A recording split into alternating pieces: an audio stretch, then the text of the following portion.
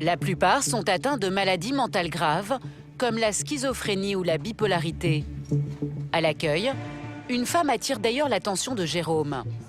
Elle vient d'être amenée par les pompiers à la demande d'un ami qui trouvait son comportement bizarre. Oui, il n'y a pas de souci. Mais c'est pas moi. Vous verrez. Ok, je note et quand je raccroche, je vous passe le téléphone.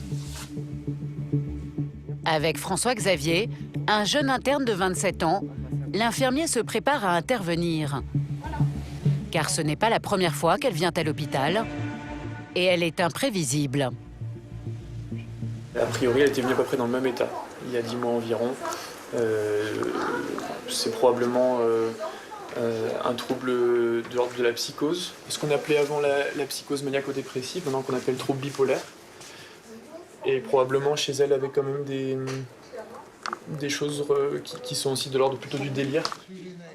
Sans attendre, Jérôme et François Xavier décident de la prendre en entretien. On va recevoir avec mon collègue infirmier. Bonsoir, je suis Jérôme. Vous venez avec nous? Oui, bien sûr, je sais très bien ce qui se passe. À cause de sa maladie, Brigitte, la patiente de 54 ans, alterne des périodes d'hyperactivité et de dépression. Je vous en prie. Aujourd'hui, elle est dans un état maniaque, alors les deux hommes restent sur leur garde. Je ne mourrai pas dans un coffre. Mais c'est pas le cas. Allez-y, on y va. Je ne mourrai pas Suivez-moi. dans un coffre. Pour Jérôme et François Xavier, l'objectif de cet entretien est de comprendre l'origine de cette nouvelle crise. D'accord, mon pote? Allez-y, je vous en prie, vous-même. S'il vous plaît. Vous êtes que des bébés.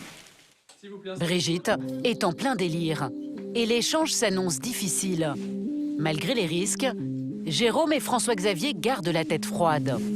Comment ça se fait que vous êtes en colère comme ça, madame? Un bébé ne sait rien faire. Est-ce que vous connaissez de moi? Vous ne l'aurez plus. Moi, je ne vous connais pas. Mon cul, tu le connais. D'accord? On va essayer de se calmer, madame?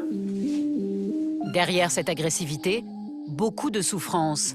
Alors pour calmer leur patiente, sans utiliser la force, les deux hommes veulent tenter une ruse.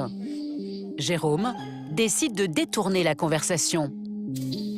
Est-ce que vous avez soif? Est-ce que vous avez une demande par... Rentrer chez moi. Vous voulez rentrer chez vous ce soir? D'accord. Je veux rentrer chez moi. Alors, Là où vous m'avez trouvé. d'accord. Mais c'est pour ça qu'en fait on vous parle, c'était pour savoir pourquoi vous étiez ici et vous voulez pas nous... Je sais très bien pourquoi. Oui, mais nous on le sait pas. Il va falloir nous expliquer. Parce que j'ai une solution qui intéresse les PD Alors, on va reprendre sur le même qui sujet. font des femmes des putes.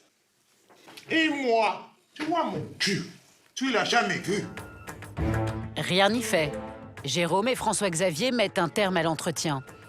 Vous êtes tous Je vous en passés prie, mettez par votre la manteau, madame. Cette fois, les deux hommes n'ont pas d'autre choix. Ils vont devoir hospitaliser Brigitte sans son accord. Et pour cela, ils doivent lui faire boire un puissant tranquillisant. Voilà ce que je fais des hommes. Pour éviter tout débordement, les deux soignants ont fait appel aux agents de sécurité de l'hôpital. C'est la procédure. Vous verrez vos conneries, vos saloperies. Vous verrez tout. Mais ils vont avoir de la chance.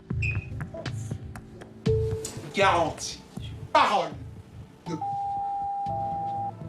ancienne pute du harem. Fabriquée. Ok. Contre toute attente, leur patiente avale son médicament sans créer de désordre. On vous laisse vous reposer, madame. Enculez-vous entre vous. On sait qui on enterre, qui on brûle. Et toi, on va te brûler. Pour l'équipe soignante, c'est une petite victoire. Bah, elle s'est mise au lit. Oui. En fait, elle est bien coopérante, finalement. Ouais. Trop bien. Trop bien.